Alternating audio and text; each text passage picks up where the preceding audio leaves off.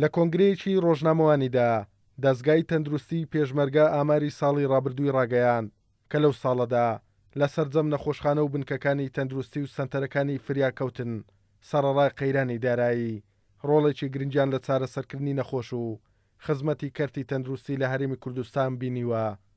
دەزگای تەندروستی پێشمەرگە کورتپیاوی نەخۆشخانەکانی شۆڕشە کە دابەش بوون بەسەر ناوچە جیاجیەکانی کوردستانە وەکو نەخۆشخانەکانی شۆڕژ ناسرێنراون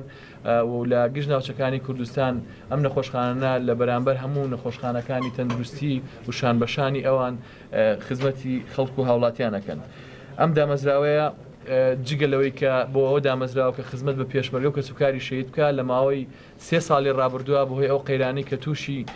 هەرێمی کوردستان و خەڵکی هەرێمی کوردستان بۆتەوە ئێمە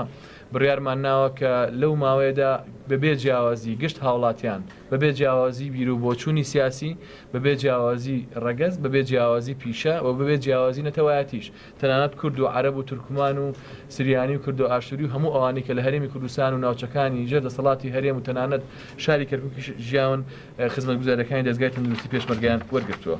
نەخۆشخانەکانی شۆڕش و بنکە و سنتەرەکانی فریاکەوتنی دەزگای تەندروستی پێشمەرگە لە ماوەی ساڵی ڕابردوودا وەک هەمیشە لە خزمەت نەخۆش و هاوڵاتیانی هەرێمی کوردستاندا بوون و توانی ویانە زیاتر لە 1 ملیۆن نەخۆش چارەسەر بکەن. کۆی ژماری نەخۆش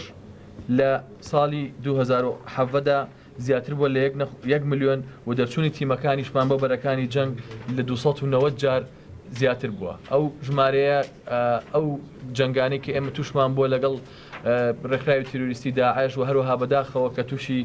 هەندێک کێشە بووین لەگەڵ هێزە عێراقیەکان لە شاری کەرکووک ئەو تیمانەی ئێمە 290 جار بە تیمی جیاواز و بە ژمارەی جیاواز بە نەخۆشخانەی گەڕۆکەوە لە ناو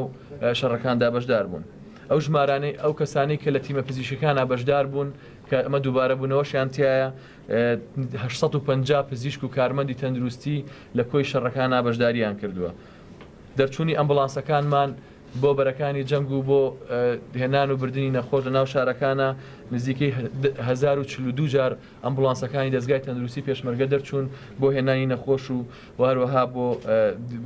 گەڕانەوەی بریندارەکان. دابشکردنی دەرمانی و پێداویستی تەنها لەم ساڵدا لە ساڵی 2017 نزیکەی 12 تۆن دەرمان بەسەر میحوەرەکانی هێزی پێشمەرگەدا دابش کراوە جگە لەوەی کە نزیکەی 500 تۆن دەرمان لە ناو نەخۆشخانەکانە دابش کراوە بەسەر هاوڵاتیان و بەسەر ئاوارەکان و بەسەر ئەو کەسانی کە پێویستیان پێ بووە.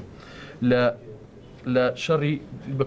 سەرەتای شەڕی داعشەوە تاکو ئێستا لیژنەکانی دەزگای تەندروستی پێشمەرگە بە هامانگی لەگەڵ لیژنەکانی وەزارەتی تەندروستی و وەزارەتی پێشمەرگە هەتاکو ئێستا بە نزیکەی 1012 بریندار لە ڕێگەی لیژنەکانی ئێمە وەزارەتی پێشمەرگە و نێراون دەرەوە بۆ چارەسەرکردن و ژمارەیەشیان ماوە کە بەداخەوە بەهۆی قورسایی بارودۆخەکە و ئێمە ناتوانین ئێستا بریندار بینێتە دەرەوە. دەزگای تەندروستی پێشمەرگە لە شار و شارۆچکەکانی هەرێمی کوردستان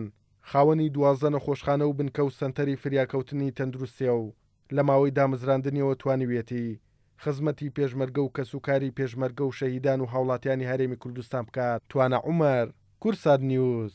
سلێمانی.